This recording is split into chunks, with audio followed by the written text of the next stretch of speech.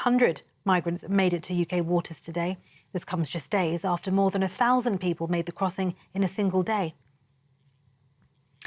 And for the first time, NHS trusts in England have been ranked in league tables. At the top, Mooresfield Eye Hospital, followed by the Royal National Orthopaedic and the Christie Cancer Centre. At the bottom, Queen Elizabeth Hospital in Kings Lynn, where crumbling buildings have long caused problems. Health Secretary Wes Streeting says the tables will shine a light on struggling trusts and end the postcode lottery of care. But NHS leaders warn the rankings could be misleading if the wrong measures are used. Those are the latest headlines for now. More from me in an hour. You can now watch GB News live across the United States of America and the world on Truth Plus. Scan the QR code to find out more or visit gbnews.com/truth.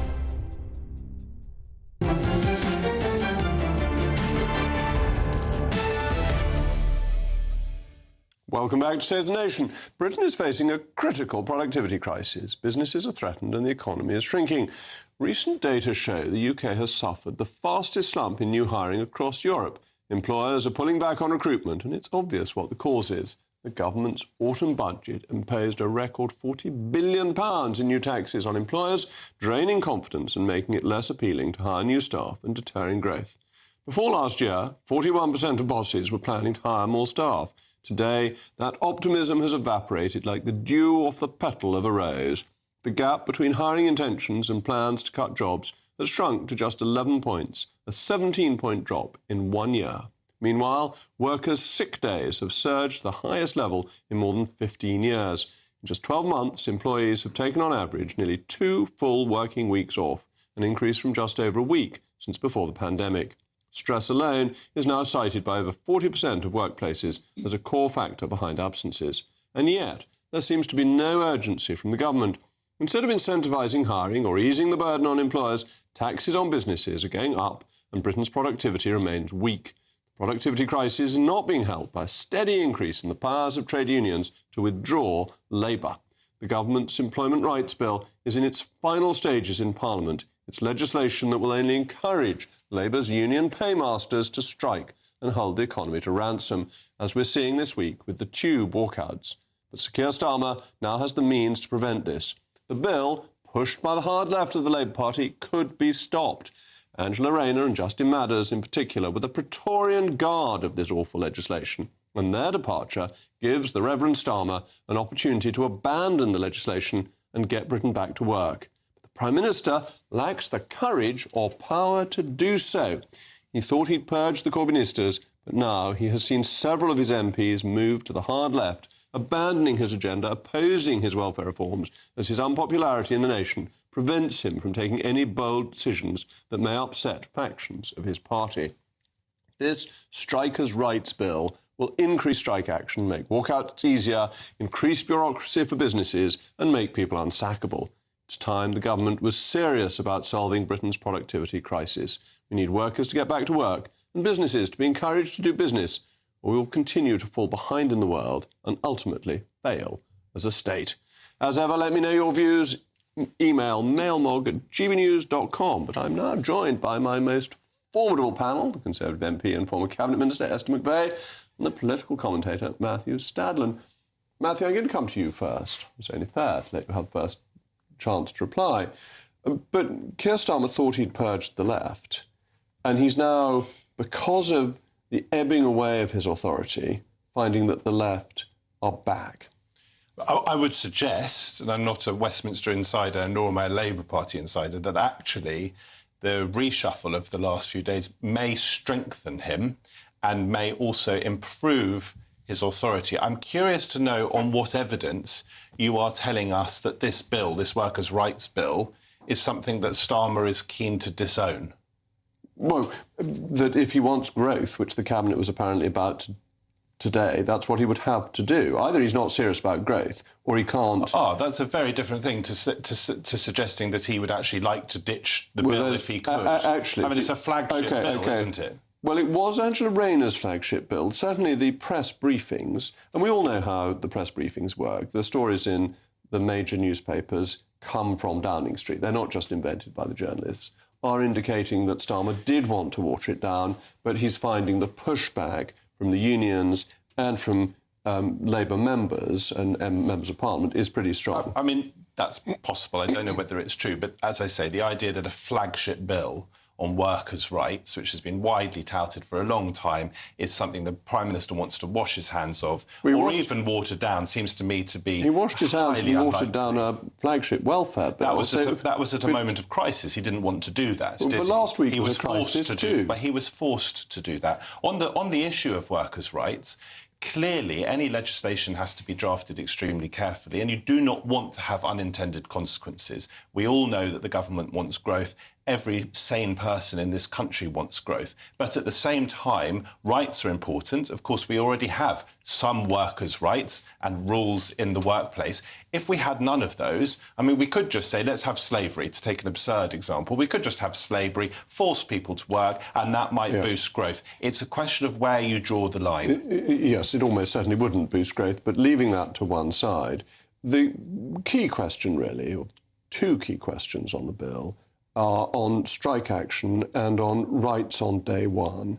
Isn't it reasonable that there should be a period when employers and indeed employees work out whether it's the right decision, and that 2 years seems about fair? There's no precise date, but that if you as an employer know that on day one the person can only be made redundant, that really delays your employment decision. It's a big change. I think it's important to remember that when someone is given a new job and employed, whether for the first time or it's a third or fourth job that they get, that they come with a certain amount of reasonable expectation. And if they can simply be dismissed after a week or so, that is a very vulnerable position that they might find themselves in. On the question of strikes, I mean, we can all take individual views on any given particular strike. I thought the strike this week by tube drivers was absurd. I thought it was damaging to the economy, and if you talk to nurses, some nurses, about the hours that are being expected of tube drivers when nurses work as hard as they do, and we could take any number of workers in the public sector or the private sector, some of them or many of them may think this was an outrageous strike. We're all entitled to take that view. But I suspect that, like me, you accept that there should be a right to strike. Yes. But it's the democratic process to get there, and making it easier to get strike ballots and making them last longer encourages militant action, which has done so much damage historically to this country, and that worker relations are not set in the Victorian age, that actually most companies, most businesses are very dependent on the people they employ. They're not big bosses grounding down poor workers. The devil is in the detail. It is conceivable that the government has got the balance wrong. We will have to wait and see, assuming it passes. So let me bring you in, because it seems to me that you don't get growth by making life harder for employers. You want employment flexibility whilst maintaining a basic standard. Well, you can't tax your way to growth, we know that. And the businesses I speak to will say it's just been one thing on top of another, whether it was minimum wage increases, whether it was the employers' national insurance contribution increases, whether it's business rate increases, and therefore to have yet another thing coming along, which is, as you say, workers' rights from day one, easier to strike. They'll say, I'm going to have to hold back from employing people. I'm not going to be able to employ people, and the people who invariably suffer are young people usually coming to a job for a first time. So if I were Starmer, which I'm not, I would take this opportunity, now Angela Rayner has gone, to rethink, pause, stop, maybe get some of the other parts of the economy going before I'd bring in another layer of hardship to business owners. But Starmer has lost so much of his authority, hasn't he, that he is no longer in charge of his own party. The welfare reforms, you're obviously welfare secretary, the welfare reforms failed because he can't command his majority of 170, and that makes the whole job of governing so difficult. And it is surprising that he's lost his backbenchers so quickly with such a huge majority. If you look at this reshuffle, a significant one just over a year in, it was poor, it showed him as hopeless, it also shows him on the way out. You do not move your cabinet around in a year. You know how complicated a brief and a department is to get a grip of within a year. It's actually year 2 that you're implementing things, that you get to know things. So there's a couple of things that's happened here. He's had to promote people, shuffle them around. Even Ed Miliband didn't want to go. But actually, he's given considerably more power to the civil servants, because it is they who will now be running the agenda while a brand new set of cabinet ministers come in. But it showed how weak he was by what he had to do. Look, if David Lammy was doing a good job, keep him where he was. You don't put him to justice and make him Deputy Prime Minister unless you're over barrel. Same with the vet Cooper. It was a disaster, that a perfectly sensible and reasonable and interesting, I think, wider question about reshuffles, and whether reshuffles, particularly frequent reshuffles, as we've seen in the past under Tory governments, whether that is actually the most effective way of running a government. The thing is, though, what we want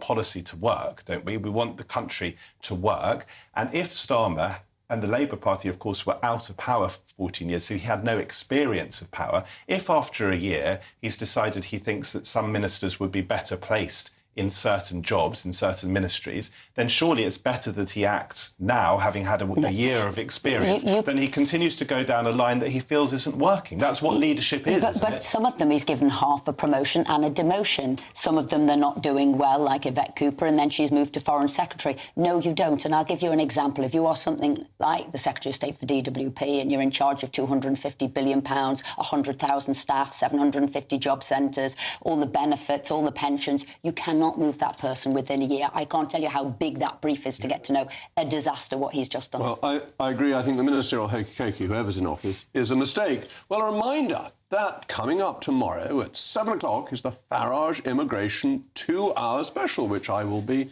joining, so you won't want to miss it. GB News will be covering some astonishing exclusive stories, speaking to amazing, stellar, intergalactic guests and providing world-class, universal-class analysis. Immigration isn't just an issue, it is the issue of our time. And don't forget, send in your views to farage@gbnews.com and tune your set tomorrow at 7 o'clock for the Farage Immigration 2-hour special, only on the People's Channel, GB News. So thank you to my panel. Coming up in just a moment, Britain's hospitals are failing and lives are being lost. New league tables reveal 4 in 5 NHS trusts are falling behind, missing targets or drowning in debt. After years of government failure, it's time to get a grip on the healthcare crisis.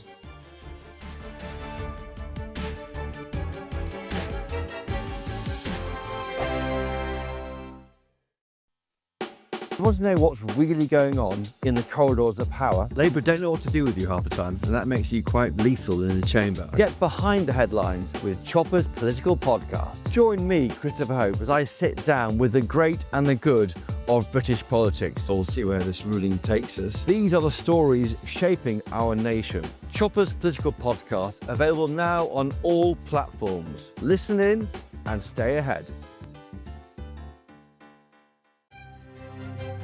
GB News Breakfast, every day from 6 a.m. Today we have a special treat for you all because we're talking about John Stapleton. Yes. And he's reunited with his boxing partner on breakfast television. Screen wife. For the first time in 17 years. Well, we were 17 years together. We were. And then I don't know how long that we haven't actually presented it. When did the wheels come off? Nearly 10 years ago. 10 years ago. 10 years ago that the wheels came off and we went our separate ways, like sort of squeaky supermarket trolleys. Well, stayed in touch. Oh, yes, of course. We carried on with our very sober lunches. Indeed. Well, my friend, absolutely great to see you. Hi, new fella. And what's wrong with you? I've got a thing called Parkinson's disease, which is what they call a progressive illness, which is a polite way of saying it'll only get worse. But thinking positive about it, lots of people live a near normal life with Parkinson's, so I'm aiming to do the same. I'm taking the tablets, I'm doing the exercises my expert tells me I should do. I'm speaking as well as I can because I need a speech therapist to talk more slowly and more clearly. I also have difficulty swallowing, and the latest thing is I've had difficulty with my balance, hence this stick I've got by my side all the time now. So, but, you know, I'm learning to live with it, doing my best to overcome it. What is it? What is Parkinson's? Those are the effects it's having on you But where's the problem? Why does it come about? It's a neurological disorder, which means your body doesn't coordinate as it used to do.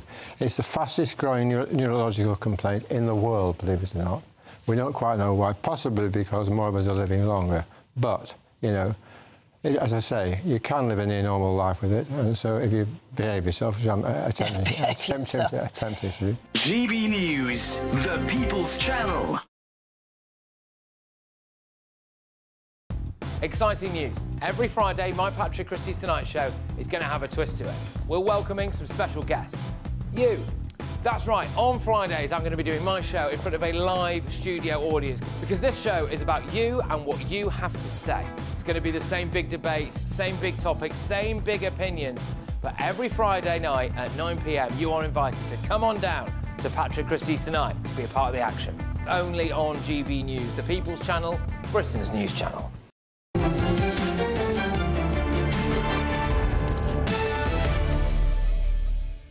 Welcome back. I'm still Jacob Rees-Mogg, and we were discussing hiring, the slump and sick days, and the mail mogs have come steaming in. John says, automation of transport is coming whether we like it or not, people pricing themselves out of jobs. Yeah, I agree with that. Mike, a good emphatic purge of bean counters, middlemen, diversity non-jobsworths, and persistent sick skivers in the public sector, about 40% of the total, would reduce costs, increase morale, and sharpen up our productivity. And Sandy, public sector productivity is a contradiction in terms, otherwise known to its friends as an oxymoron. Well, now, with a bit of luck, the auto queue will move and I'll tell you about Britain's hospitals, which are failing, and unfortunately this will lead to people dying.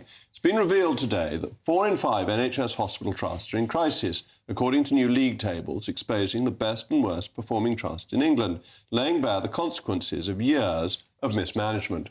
The figures show around 80% of hospital trusts are failing, either missing key targets or suffering from uncontrollable deficits. The crisis is more than statistics. People's lives are at risk because governments have repeatedly failed to fix the health service, instead choosing to pour more and more cash into a failing system. Can it ever be mended? Well, I'm now joined by the former Minister of State for Health, Maria Caulfield. Maria, thank you very much for joining me. You were in the Department of Health. What is wrong with the NHS? Is it a system that needs fundamental reform, or can the current operation be patched together? Yeah, no, I think it does need fundamental reform. I'm now back working in the NHS as a NHS nurse, so I see it from the other side now. And it's interesting to see that in the top 10 hospitals, one of which is the one that I work in, are specialist hospitals, smaller hospitals that really focus on whether it's eyes or whether it's cancer care, with a team of specialists able to provide really good care that often don't have an A&E, which then adds pressure onto the system.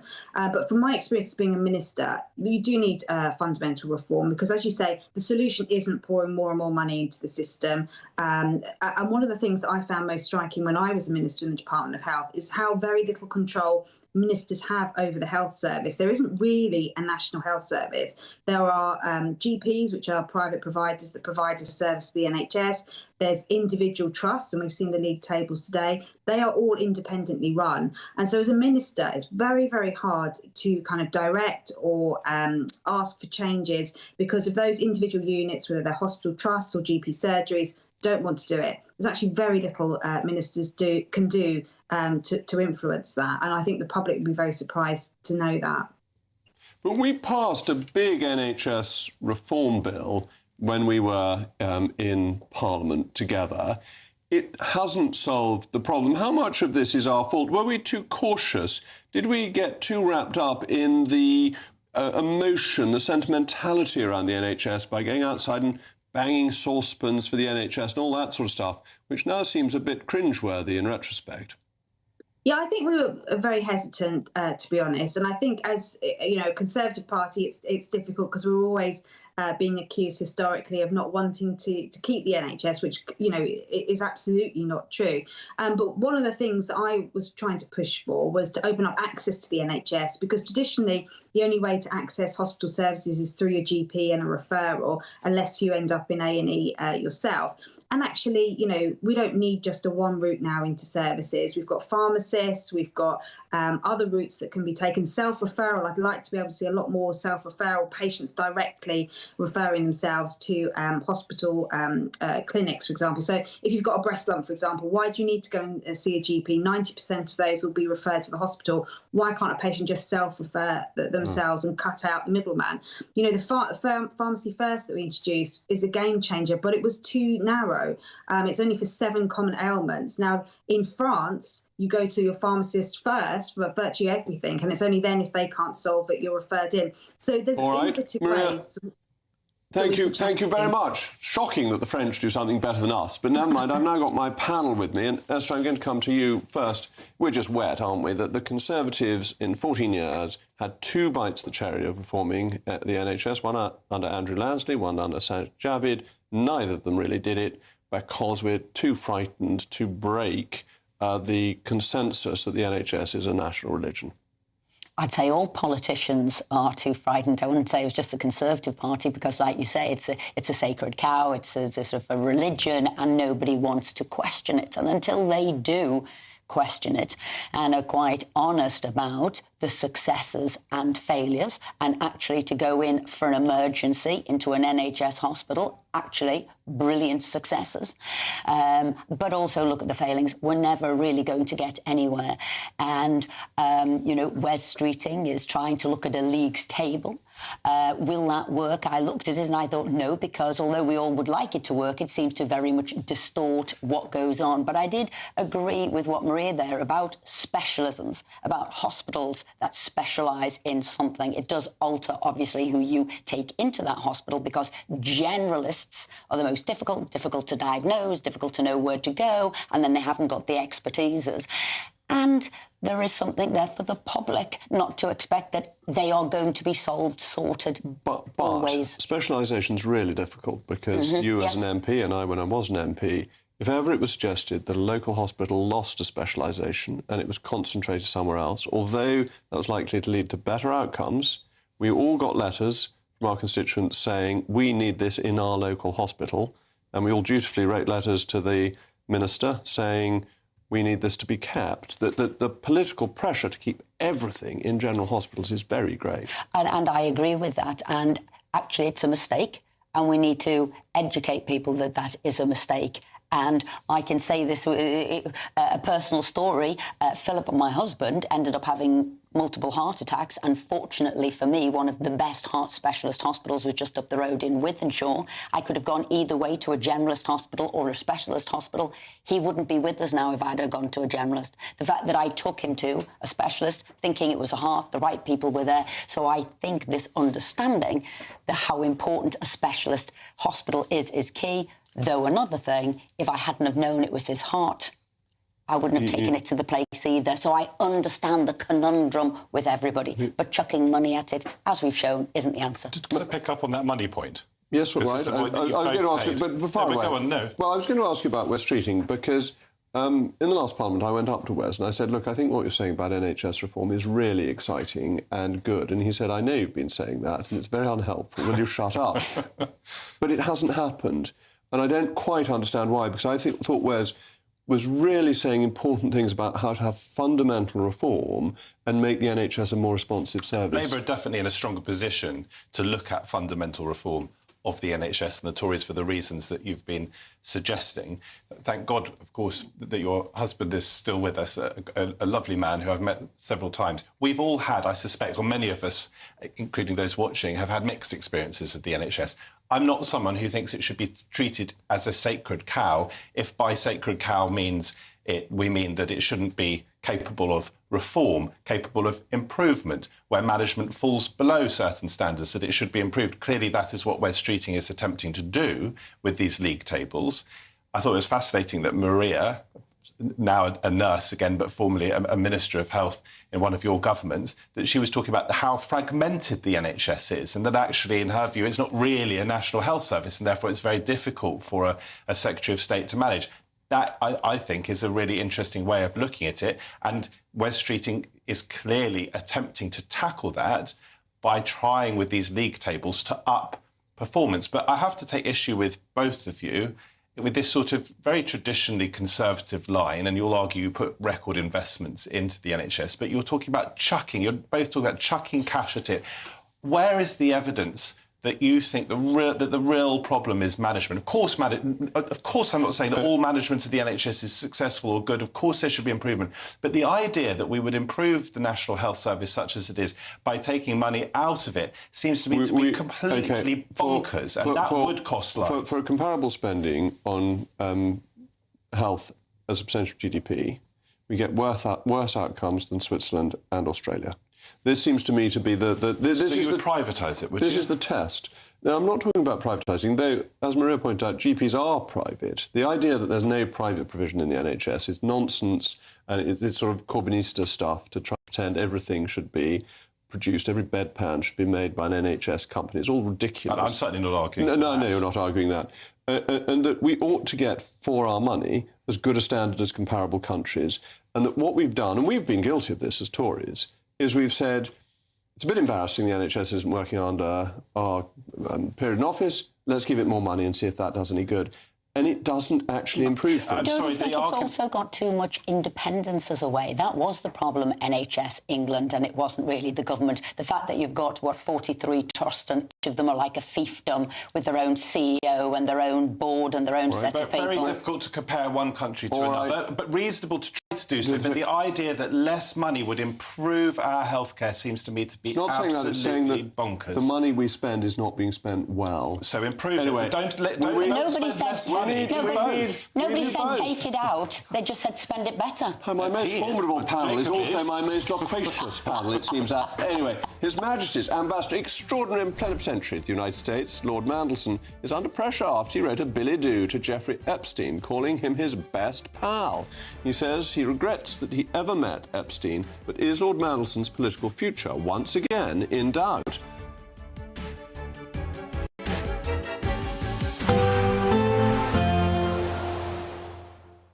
Dinner under the stars tonight? That reminds me of our travel insurance. You mean All Clear Skies? All Clear Travel Insurance sponsors GBNews Travel Destinations Forecast.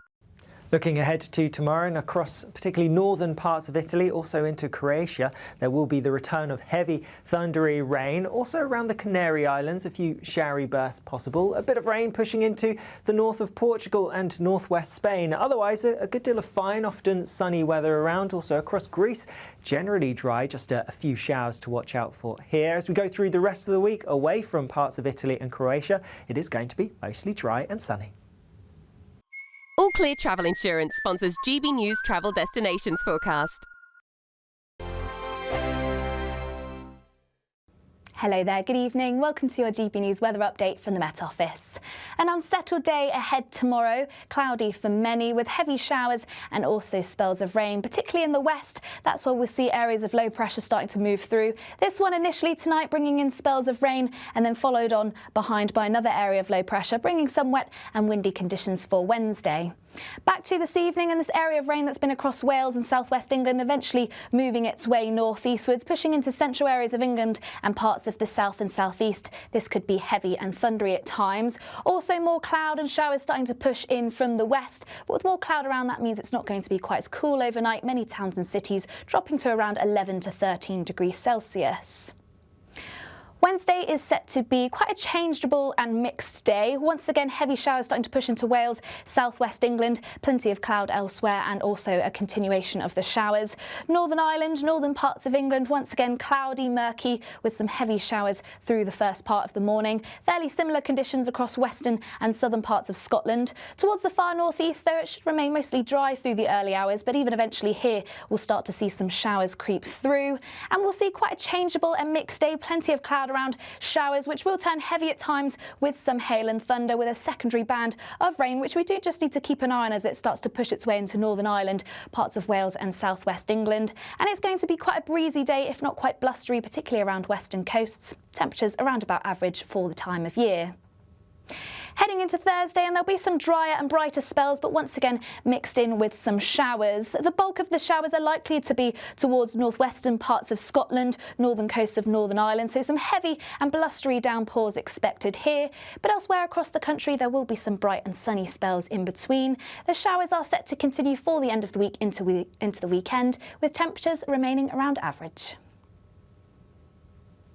Hi, I'm Michelle Dewberry, and my show is your opportunity to cut through all the noise and dive in headfirst to some robust debates. Ideas clash. Situation, isn't it? No, because the failure is you're deliberately avoiding my point. Nothing's held back, And if you think this is the end of it, wait for more. and we do not shy away from the difficult stuff. Sometimes I want to shake people and say, if only you understood. So join me on Dubes & Co weeknights at 6 p.m, only on GB News, Britain's news channel.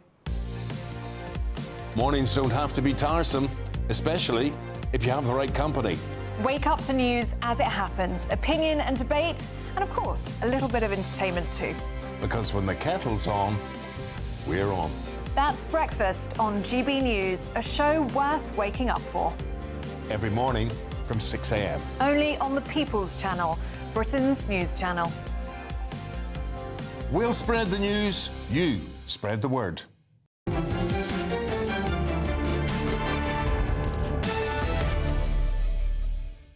Say it with flowers or say it with mink, but whatever you do, don't say it with ink.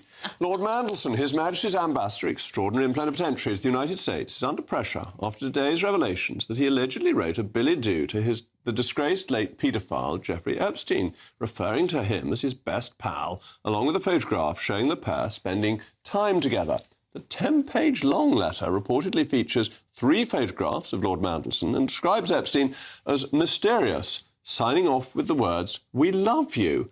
An official spokesman for Lord Mandelson says he very much regrets ever having been introduced to Epstein. That's not a surprise. And the Prime Minister reaffirmed his confidence in His Majesty's ambassador. However, the allegation once again raised questions about Mandelson's judgment and the company he keeps after scandals involving Jeffrey Robinson, the Hindujas, and now Epstein. Well, I've got my panel still with me, but also the very distinguished GB News senior political commentator, Nigel Nelson. Nigel, thank you for coming in. Peter Mandelson is one of those great political conundrums, isn't he? He is an enormously charming man. He is highly intelligent. He is very capable. But he cannot avoid mixing with people who are just a little bit dodgy. Yeah, I don't think he knew that Epstein was dodgy at the time. I mean, the only thing that he's actually guilty of is staying on Epstein's island for a week, going parasailing, getting a migraine, sunburn, and that's it. I mean, those are the only things we've got there. And he was with his partner, now his husband, at the same time. There are lots of questions there about this letter, aren't there? The way it's written as a sort of love letter to Epstein is so strange, about how it's not quite his heart is beating waiting for Epstein to come back, but how he misses him and how pleased he is when he comes back. And this reference to, in quotation marks, interesting friends. What was Mandelson seeing on that island that made him call them interesting? We don't know. And therefore, should he answer questions about this? Well, I think that's up to him, really. I mean, we're going back more than 20 years when all this happened. Now, I knew Peter very well. I worked with him for quite closely for years. And you may indeed say he's not a very good judge of other people. What he is a master political operator. He gives brilliant advice to other people and often doesn't take the advice himself. So there was things like, you've mentioned the Hinduja brothers was an example that he may or may not have been able to see that coming. Jeffrey Robinson, he certainly should have seen coming. I'm not quite sure how he would have seen Epstein coming. It's just, Ursula, let me come to you. The tone of this letter is so odd. You don't write, and we've all written thank you letters for staying with people, but you don't write how you're waiting for your host to appear as the most exciting moment of the day. You don't end with lots of love unless it's a member of the family or something like that. It's very odd tone. It was certainly written with a flourish, and it was like a lover's letter. And I think he's always been a man who's been attracted to power, influence and money. And sometimes maybe to keep those friendships, whether he knew what he was about or not, he embellished his feelings for him. But it was over the top. I'd also am curious about Ghislaine Maxwell. Why was she collecting all this information, 280-odd pages of people? It was as if it was evidence, an alibi, or as if she was getting muck on people and gathering it together, and all of these people fell for it. They all wanted to be associated as what they thought was a winner who had his own island, and look at the company he kept, Clinton, etc. Matthew, isn't this a Labour problem?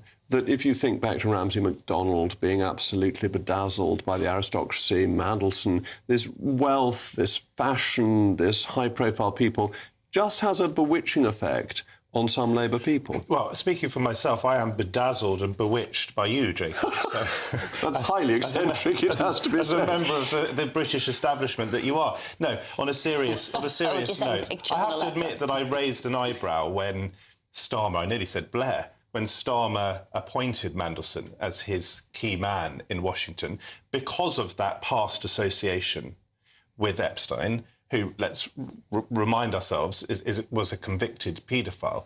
But, and I think you're right to bring this up, so long as Mandelson was unaware of what Epstein was up to and his criminal undertakings when he sent this gushing letter, and it was sent, by the way, before Epstein's first indictment, as I understand it, then he is guilty of nothing.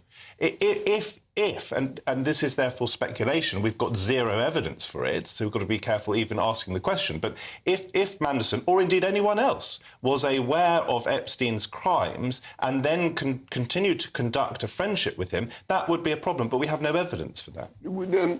But Prince Andrew, through his association with Epstein, has been removed as a working royal, and yet Peter Mandelson had an association with Epstein and remains His Majesty's ambassador. So if you're His Majesty's brother, you get fired. If you're His Majesty's ambassador, you stay in post. I don't think that there's a comparison between the two.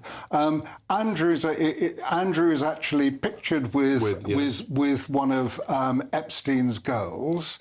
Andrew pays £12 million to keep the whole thing quiet. None of these things have happened to Peter Mandelson. And the Mandelson thing, by the way, it's been a matter of public record for some time, that he was friends with Epstein. Yes, indeed. We knew this, and Starmer knew it when he appointed him in Washington. So, in a sense, the time to criticise that move would have been then more than now. But he's got questions to answer, hasn't he, on that week he spent, what he knew, what he saw, and whether there was any suspicion at that point. I doubt any of us will get the opportunity to ask him that. If I were interviewing him, then I would certainly ask him about it. Well, let's hope he comes on GB News. He will be very welcome. We will do it, perhaps, instead of having Donald Trump one evening. Anyway, thank you very much to Nigel and my panel. In a moment.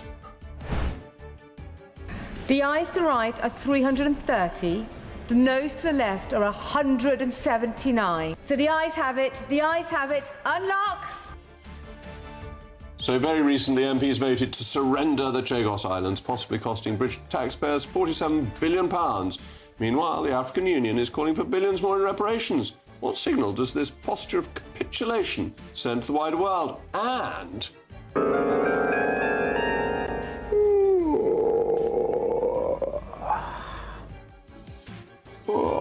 when Bagpuss awoke, well, guess who's back from a long cat nap? Not me.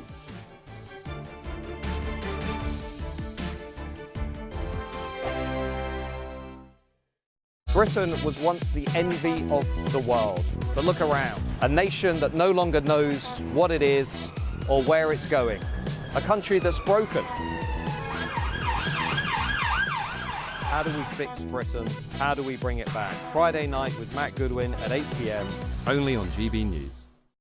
It's Patrick Christie's Tonight, and here we do things differently. It's explaining the absolute madness of this, doesn't it? It's explosive. I mean, this is very good. It's lively. 850. Your government sat there short and it did nothing. It's controversial. And the Middle East has been in turmoil since before I was born. It's everything you need to kickstart your evening. Everyone's had their Weetabix tonight. I love to see it. That's Patrick Christie's Tonight, weeknights from 9 p.m.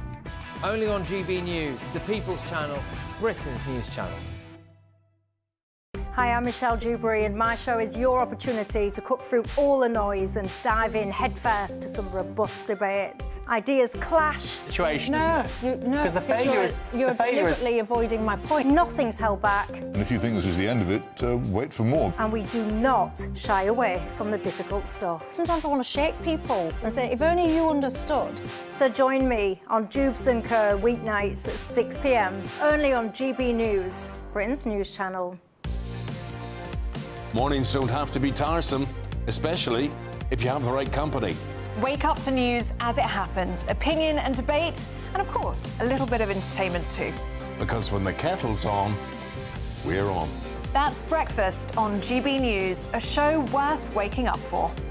Every morning from 6 a.m. Only on the People's Channel, Britain's news channel.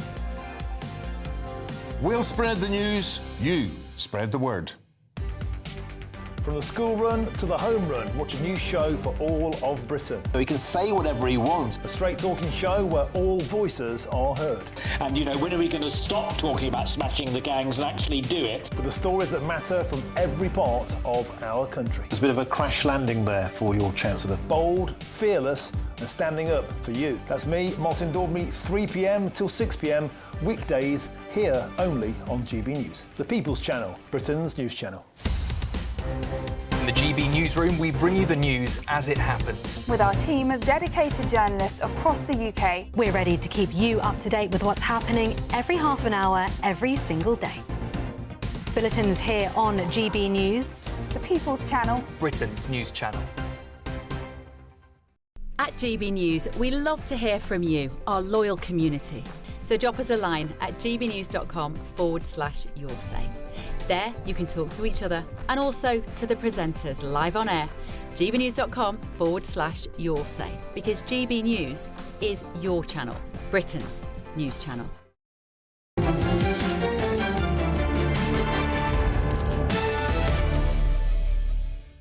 Members of Parliament this evening waved the white flag as they voted to surrender the Chagos Islands to Mauritius. This, of course, comes as fresh analysis shows the cost of the deal to the British taxpayer could be tens of billions more than the government has claimed. 47 billion if you add it all up over the period of the lease.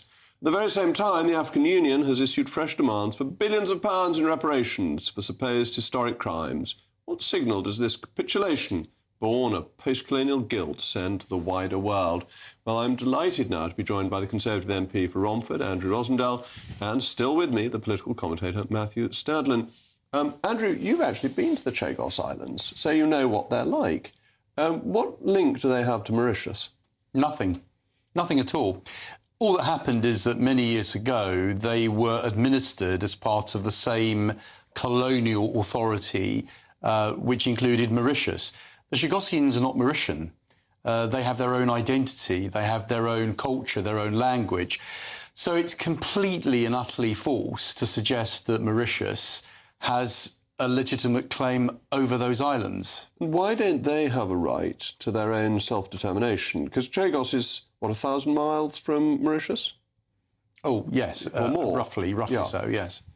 So it's a good question. I mean, as far as I'm concerned, all former British colonies have been or should be given independence, self-determination, the right to make their own decisions.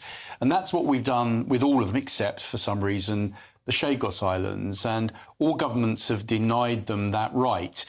But what's really shocking about today is that we've not only treated them very badly in the past, in depopulating the islands and removing them from their homeland. And I've been to their homeland. I've seen where they used to live, the graves of their ancestors, the chapels, the schools, everything. It's terribly sad to think those people were forced out of their homes, unfairly in my view.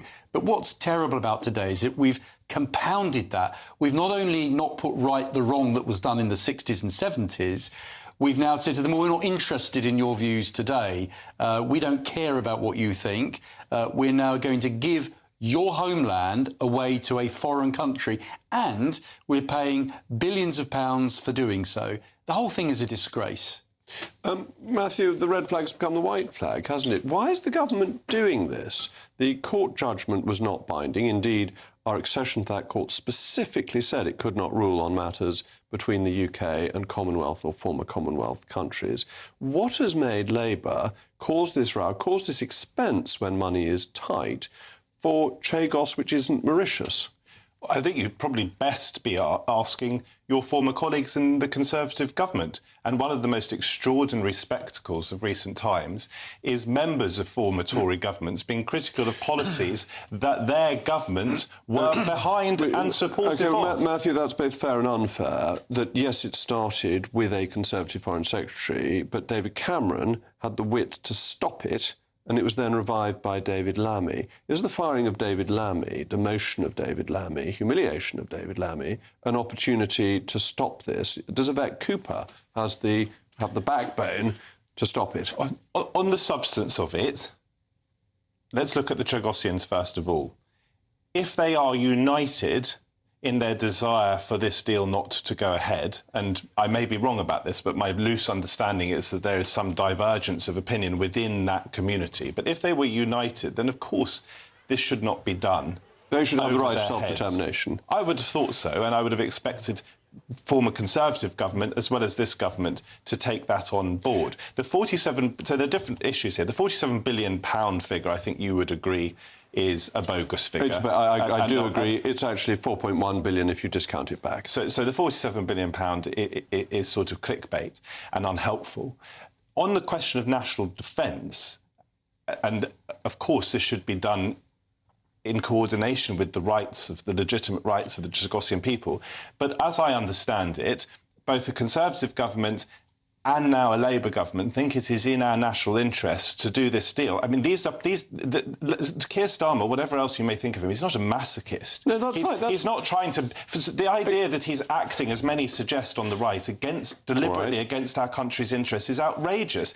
The view was, supported by Trump, by the way, a few months ago. Do you remember when he went... I was sitting in this very studio when Starmer was in the White House. The view was that this was a sensible way forward when it came to national defence. Why won't Labour explain why it is in our interest? Because governments can't any longer get away with, trust me, where the government... My understanding of that, to answer that point, is that were this to become a binding judgment, then we would be in breach of international law, which is a binding judgment. No, were it to become one, there was a concern, as I understand it, by this government and perhaps by a previous Conservative government, that it might be, and we couldn't afford that situation, because then we would be in the position where our national interests of defence would come up against the roadblock of international law. But it's not international law. It's a non-binding judgment by a court that we could pull out of by giving the United Nations. This was shown up today by the former Attorney General, who outlined it in a forensic way to show exactly that there is no way that this could be binding on the United Kingdom. The fact is, our government haven't challenged it. They've just gone along with it. They've capitulated. They have, as Jacob said, they've raised the white flag. And what I think is really bad is that the people of the Chagos Islands, and, you know, they used to live there, they were depopulated. They could go back. We should be helping them go back to their homeland, but instead we're giving it away. Right. That's a shameful thing to do. If they want to do that, then I support them in it. Thank you very much indeed. And finally, a perfect ending for the programme. The cat is finally out of the bag.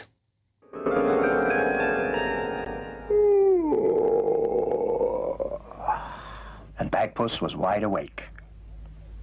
And when Bagpuss wakes up, all his friends wake up too. Glad to say that you're all wide awake, because when I'm awake, all the viewers of GB News are awake, and Bagpuss is back in a new film, Bagpuss and Friends, including Professor Yaffle, the woodpecker, and Madeline the ragdoll will claw themselves back onto our screens and find themselves in today's Britain. First shown in 1974, Bagpuss became a national treasure, voted the UK's favourite children's programme. Indeed, I remember watching it as a child. I was a child once, which you may find hard to believe. Now producers promise a magical mix of live action and animation that stays true to the original we all loved. Now, you're definitely not going back to sleep now. You've got to remain awake because next it's the one and only Alex Armstrong in for Patrick Christie's. Alex, what are you going to keep my viewers and your viewers awake with next? Well, Jake, a fantastic show as ever. I've got two major exclusives for you tonight. At 9 o'clock, we'll be kicking off with Graham Linehan, exclusive with GB News. We'll be digging into his interview, and of course, we've got the panel here to talk about that too. From 10 o'clock, will a terrorist be potentially living on your street very soon? I'm going to be digging into that bombshell story. Texas has banned Sharia courts. Should we be following suit? I certainly think we do. All of that and so much more coming up on the show tonight. I promise you're going to be in for a very, very, very, very, very lively few hours. But up first, we've got the weather. See you in 2.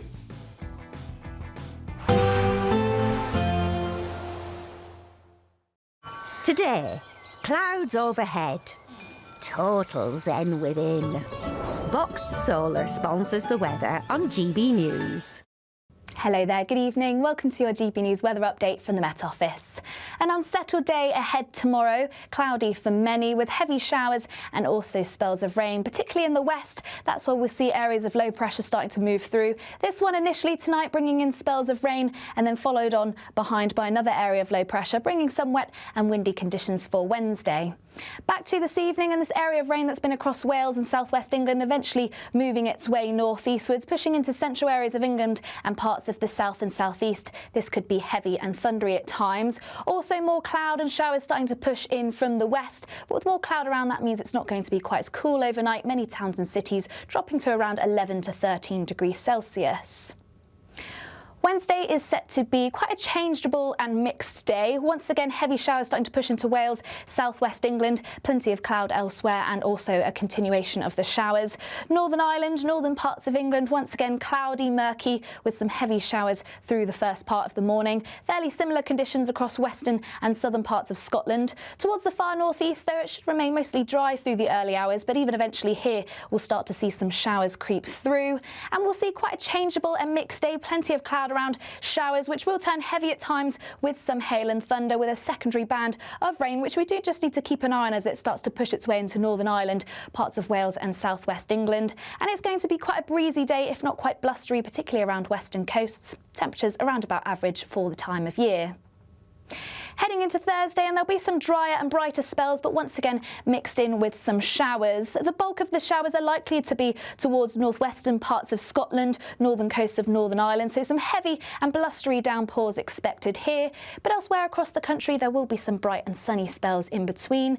The showers are set to continue for the end of the week into the weekend, with temperatures remaining around average. Today, clouds overhead. Total zen within. Boxed Solar sponsors the weather on GB News. You could bank an incredible £30,000 in tax-free cash to spend however you like. And if that wasn't enough, you'll also get to drive away in this brand new motorhome. This brand new 2025 Benamar Primero could be yours. It comes with all the mod cons you'd expect from a vehicle worth over £74,000 and comfortably sleeps 4 people. This prize package is worth over £104,000. For another chance to win, text WIN to 63225. One entry costs £2.50 plus one standard network rate message. Or text bonus to 63225. 5 entries cost £5 plus one standard network rate message. Go to gbnews.com/win. Entries start at £2.50. Call 0903 686 3232. Calls cost £2.50 plus your network access charge. Or post your name and number to GB16 PO Box 8690 Derby DE1 9TT. UK only. Entrance must be 18 or over. Lines close at 4 p.m. on the 31st of October. Please check the closing time if listening or watching on demand.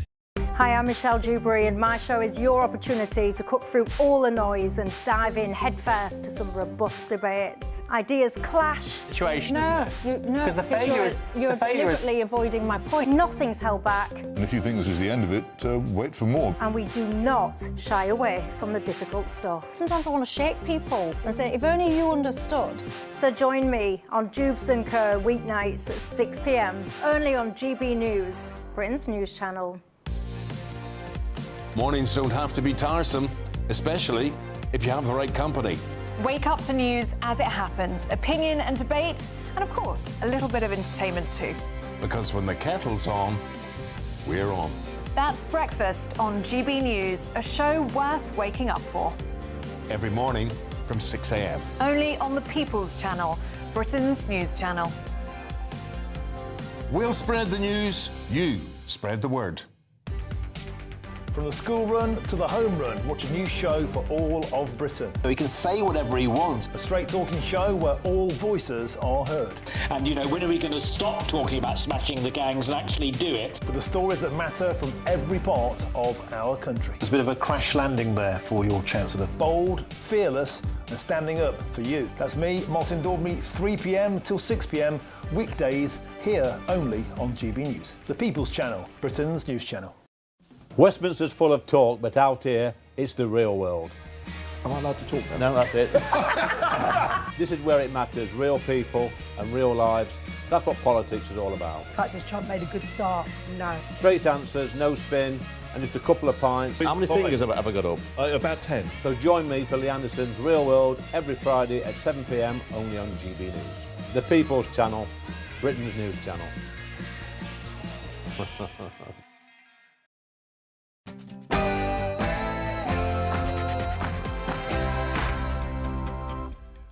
Good evening, it is 9 o'clock. I'm Alex Armstrong, standing in for Patrick Christie's. A huge night of exclusives for you tonight.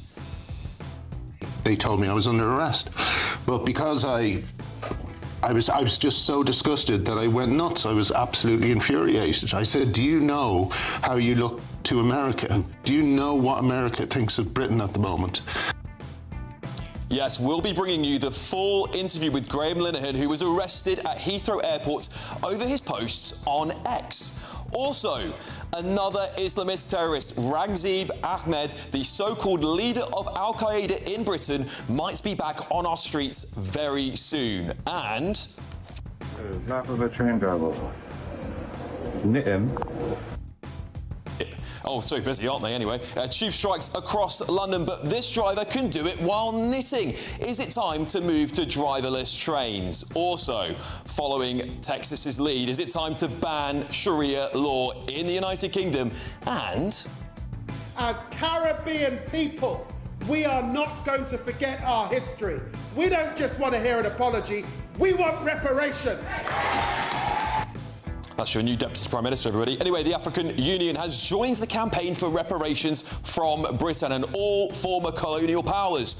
Also, Banksy's identity could be revealed following his latest artwork at the Royal Courts of Justice. And...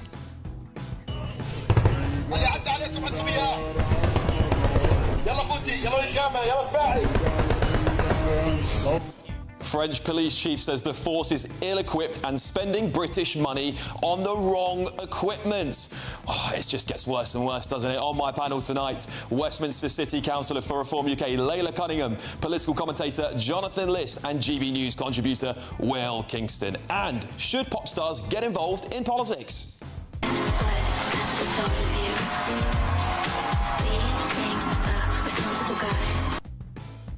Your Tuesday night starts right here.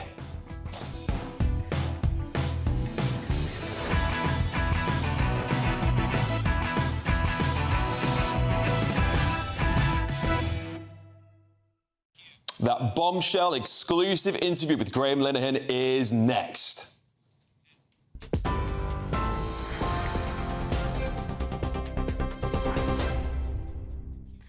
Alex, thank you. The top story. Sir Keir Starmer has condemned Israel's attack on Qatar, saying it violates Qatar's sovereignty and risks further escalation across the region. His comments come ahead of talks with Israel's President Isaac Herzog. The Prime Minister will host Herzog in Downing Street tomorrow. Benjamin Netanyahu says Israel takes full responsibility for its strike on Hamas leaders in Qatar's capital, Doha. A Hamas official says its negotiating team was targeted during a meeting. The terror group says 5 of its members were killed in the attack, including the son of Hamas leader Halil al-Hayya and 3 of his staff. The strike comes just months after explosions were reported over the city in June when missiles were launched by Iran. Qatar's foreign ministry says the attack is a blatant violation of international law.